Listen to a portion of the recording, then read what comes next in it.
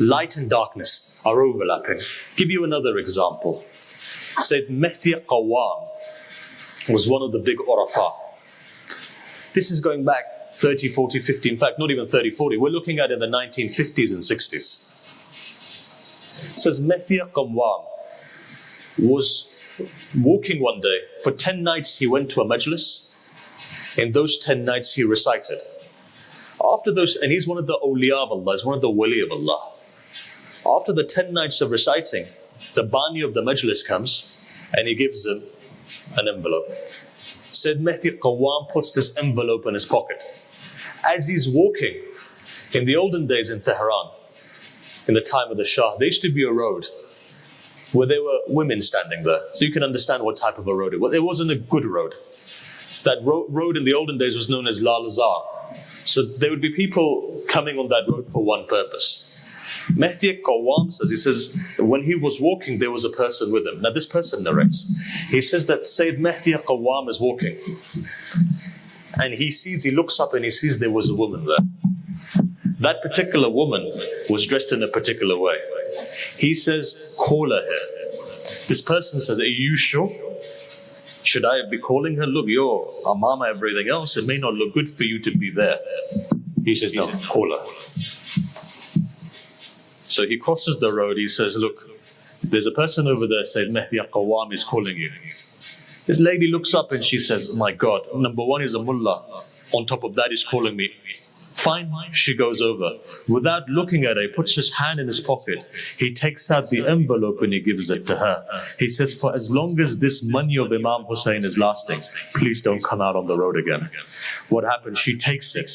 There has to be some light in a person's heart. A year later, he's in Karbala.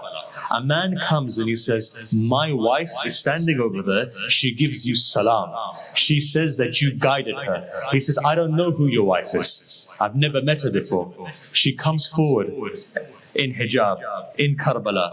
She said, do you remember that night? I was the one who was standing there. When you gave me this envelope with the money of Imam Hussain, I looked up at the skies. I said, Hussain, how kareem you are, that regardless of what I'm doing, you still give me this money.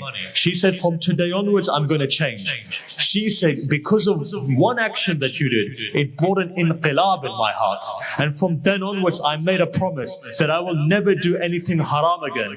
Within 2 or 3 weeks, a nice proposal came for me. I got married. I'm happily married now. The money that I earn is halal now. I've come to ziyarah of Sayyid al-Shuhada only because of one action that you did. Bear this in mind. What is Hussain? Hussain brings inqilab. What is inqilab?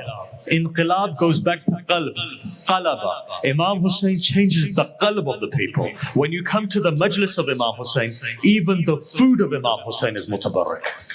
But the niyyah has to be there. The food of Imam Hussain is mutabarak. Don't take it for anything less. There's shifa in the food of Imam Hussain, if only you understood. Everything which is mansoob to Sayyid al-Shuhada is a shifa for you.